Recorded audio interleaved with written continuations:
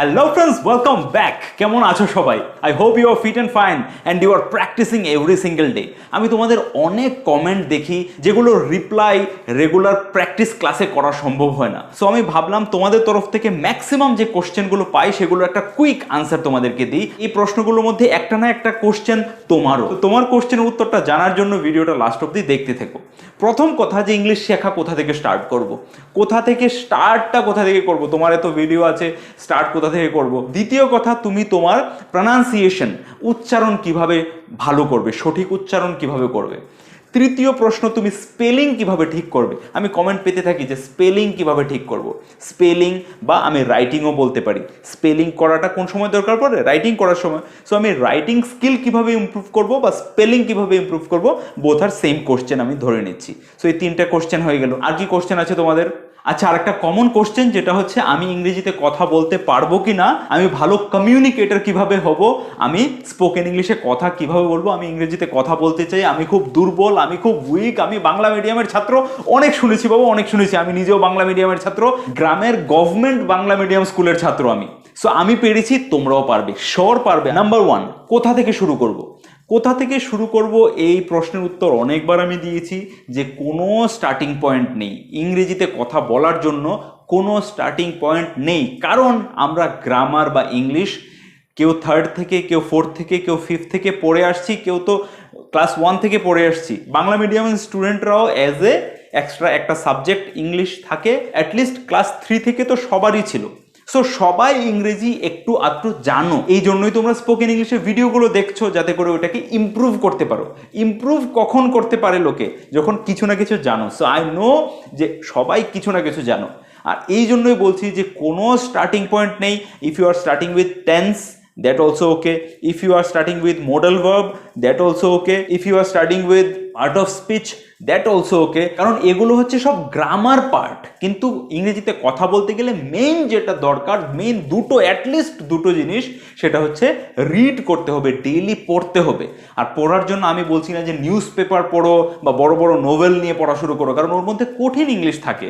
So news paper পড়ার suggest আমি ওদেরকে করছি না যারা স্পোকেন ইংলিশে ইমপ্রুভ করতে চায়। আমি সাজেস্ট করবো ছোটি গল্পের বই, যেগুলো ক্লাস 1-2 বা নার্সারি স্টুডেন্টদের থাকে না, গল্পের বই 1 পাতা 2 পাতার গল্প, ঠিক আছে? অনেকগুলো ইংলিশ গল্পের বই থাকে, যে কোনো ইংলিশ গল্পের বই বলো, বাচ্চাদের ইংলিশ গল্পের বই আছে কিনা, ছোট গল্প যেগুলোতে থাকে, এরকম বই বাজার থেকে কিনে নাও। আমাকে অনেকে জিজ্ঞেস করো, দাদা বই বলুন। এগুলোতে বলার মতো কিচ্ছু নাই। তোমার লোকাল মার্কেটে যে বই পাওয়া যাচ্ছে ইংলিশ বাচ্চাদের গল্পের বই, ব্যাস নাও, নিয়ে গল্পগুলো পড়তে থাকো। একই গল্পকে বারবার পড়ো, ওই একটা বইকে 50 বার করে পড়ে নাও। তাহলে কি হবে, তোমার মাথায় না একটা জিনিস ক্লিয়ার হতে থাকবে যে সেন্টেন্সের ফরমেশন কিভাবে হচ্ছে। আমাদের চ্যানেলে মোটামুটি সব ধরনের প্লেলিস্ট তৈরি করা আছে, সে টেন্স হোক, পার্টস অফ স্পিচ হোক, প্যাসিভ ভয়েস, অ্যাক্টিভ ভয়েস হোক, সেগুলো তুমি আস্তে আস্তে দেখতে থাকতে পারো। একটা জিনিস, মানে মোডাল দেখছো তো মোডাল দেখো, টেন্স দেখছো তো পুরোপুরি টেন্সটা কমপ্লিট করে নাও, যাতে করে পুরো কনসেপ্টটা ক্লিয়ার হয়ে যায়। ওগুলো ক্লিয়ার, জাস্ট কনসেপ্টটা ক্লিয়ার করতে বেশি দিন লাগবে না।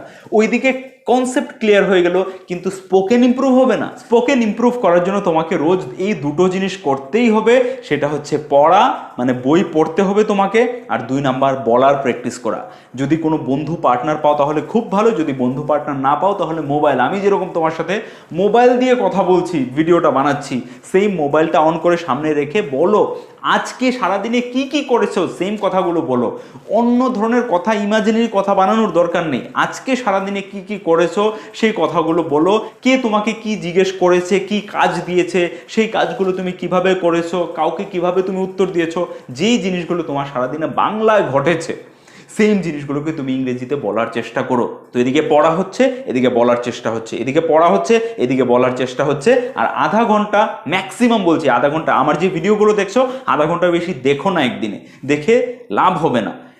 লাভ হবে যদি বেশি প্র্যাকটিস করো। সো আধা ঘন্টা ভিডিও দেখছো, 1 ঘন্টা প্র্যাকটিস করো, আধা ঘন্টা পড়ো, আধা ঘন্টা বলার প্র্যাকটিস করো। এভাবে 1.5 ঘন্টা যদি প্র্যাকটিস করো, 6 মাসের মধ্যে তুমি ফ্লুয়েন্টলি ইংরেজিতে কথা বলতে পারবে, বিলিভ মাই ওয়ার্ডস। কিন্তু এভরি ডে মানে এভরি ডে, রোজ রোজ যেরকম করে আমরা খাই, রোজ যেরকম করে আমরা ব্রাশ করি, সেম ভাবে রোজ প্র্যাকটিস করতে হবে।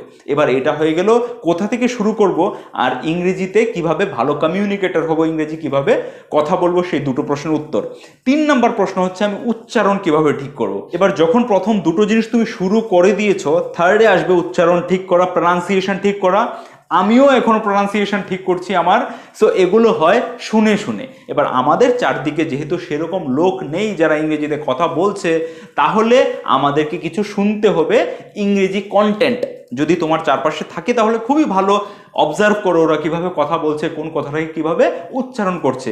কিন্তু যদি না থাকে লোকজন, তখন তোমাকে ইংরেজি কন্টেন্ট শুনতে হবে। ইংরেজি কন্টেন্ট মানে তুমি হলিউডের সিনেমা, হলিউডের গান ডাইরেক্ট দেখলে হবে না। অনেকে বলে দেখলে হয়, কিন্তু আমি তো কিছুই বুঝতে পারতাম না।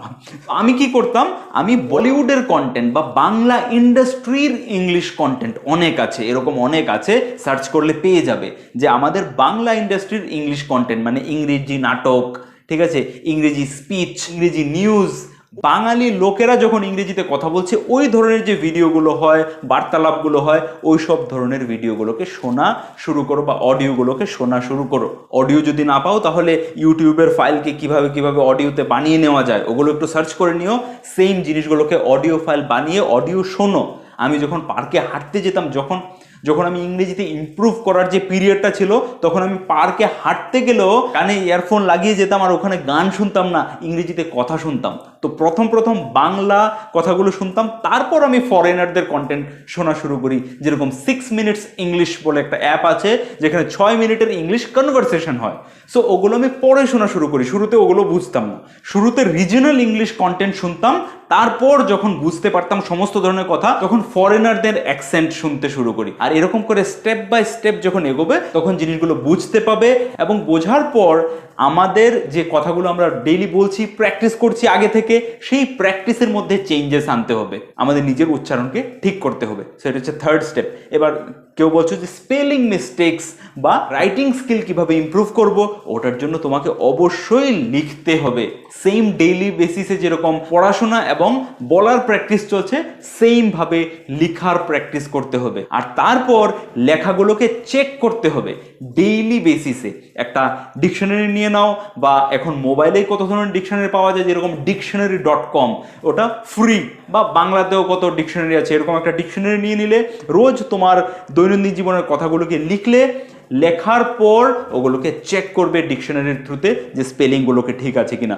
ডেইলি যদি প্র্যাকটিস করতে থাকো তাহলে স্পেলিংগুলো ঠিক হতে থাকবে। আর একটা জিনিস, ভয় পাওয়ার কিছু নাই। ইংরেজিতে হাজার হাজার ভোকাবুলারি শিখতে হবে না তোমাকে। আমি বাংলা মিডিয়াম স্টুডেন্ট হিসেবে বা বাঙালি হিসাবে সব বাংলা ওয়ার্ড জানি কি। স্কুলে যখন বসতাম, স্যার যখন কবিতা আর গল্প পড়াতো, ওর মধ্যে অনেক শব্দই আমরা জানতাম না। ইভেন এখনো অনেক বাংলা শব্দ আছে, হাজার হাজার বাংলা শব্দ আছে যেটা আমরা বাঙালিরা জানি না, কারণ ওগুলো দৈনন্দিন জীবনে কথাবার্তা বলার জন্য প্রয়োজন পড়ে না। এরকম ভাবেই যারা ইংরেজিতে কথা বলে বা English speaker, native English speaker, ওরাও অনেক ওয়ার্ডের মানে জানে না। আমাদের কথা বলার জন্য শুধু এতটুকুই দরকার যতটুকু আমরা দৈনন্দিন জীবনে বাংলা ওয়ার্ডের দরকার পড়ে। সো যে বাংলা ওয়ার্ডগুলো আমাদের দৈনন্দিন জীবনে বলার দরকার পড়ছে, সেই বাংলা ওয়ার্ডগুলোর ইংরেজি মানে কি, মানে সেই ভোকাবুলারিগুলো যদি আমরা আস্তে আস্তে শিখে নিই আর ওইটা প্র্যাকটিসের মাধ্যমে শিখে নিই, তারপর দেখবে সব কিছু ইজি হয়ে গেছে। সো ভোকাবুলারি নেই, আমি ভোকাবুলারি জানি না বলে চাপ নিও না।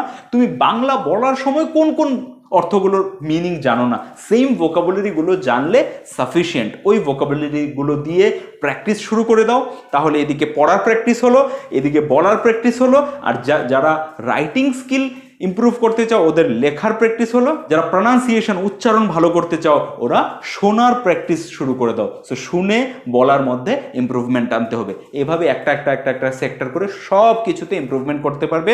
বাট আরেকটা কথা বলে দিই, প্লিজ এই কথাটা জিজ্ঞেস করো না কমেন্টে যে কোথা থেকে শুরু করব।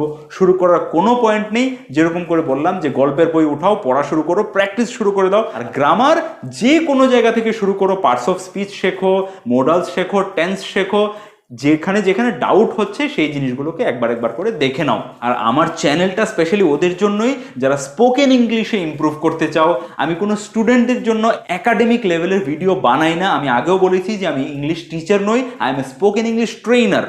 ওটা বললে মানা যাবে, কিন্তু আমি যদি নিজেকে নিজে ইংলিশ টিচার বলি ওটা মানা যাবে না, কারণ আমি নিজেও আমার কথাবার্তায় অনেক গ্রামাটিক্যাল মিস্টেকস করে থাকি। আর মিস্টেক করে করে শিখেছি বলে এটা জানি যে ইংরেজিতে কথা বলতে গেলে if you want to speak fluent English, flawless English, then you don't need to learn all the grammar, you don't need to know all the grammars, you can speak in English without knowing all the grammars. তো এরকম যখন fluency চলে আসবে তখন grammatical do এর জায়গায় does হয়ে গেলে, ডাজের জায়গায় ডু হয়ে গেলে, হ্যাভের জায়গায় হ্যাজ হয়ে গেলে কোনো প্রবলেম হবে না। সো ওইসব চিন্তাগুলোকে সাইডে রেখে প্র্যাকটিস করো পড়ার এবং প্র্যাকটিস শুরু করো বলার। যত বেশি পড়বে তত বেশি অটোমেটিক সেই কথাগুলো পড়তে পড়তে মাথার মধ্যে ফিড হয়ে যাবে যে কার সাথে হ্যাভ বসছে, কার সাথে হ্যাজ বসছে। সেই জিনিসগুলো অটোমেটিক আমাদের ব্রেন নিয়ে নেবে, ওগুলো নিয়ে চিন্তা করতে হবে না। অ্যান্ড আই উইশ এই ভিডিওটা তোমাদের অবশ্যই কাজে লাগবে। আরও যারা বন্ধু আছে স্পোকেন ইংলিশ ইমপ্রুভ করতে চায় ওদের সাথে ভিডিওটাকে শেয়ার করে দাও। দেখা হচ্ছে আবার নেক্সট ভিডিওতে, প্র্যাকটিস ভিডিওতে। একটা প্র্যাকটিস ভিডিও কিন্তু মিস করো না। প্রত্যেকটা প্র্যাকটিস ভিডিও দেখার পর যে টিপসগুলো বলি, যেভাবে প্র্যাকটিস করতে বলি, সেমভাবে প্র্যাকটিস চালিয়ে যাও এভরিডে। 6 মাস পরে দেখবে তুমি আমার মতোই ফ্লুয়েন্টলি ইংরেজিতে কথা বলতে পারছো। I am asking you to believe my words. আমি তোমাকে বিশ্বাস করতে বলছি আমার কথাগুলো। আর কোনো ধরনের নতুন ডাউট, কোয়েরি, সাজেশন থাকলে নিচে কমেন্ট বক্সে এখনই আমাকে লিখে জানাও। দেখা হচ্ছে আবার নেক্সট ভিডিওতে। ততক্ষণের জন্য keep practising, keep learning, keep sharing, keep growing. Tata.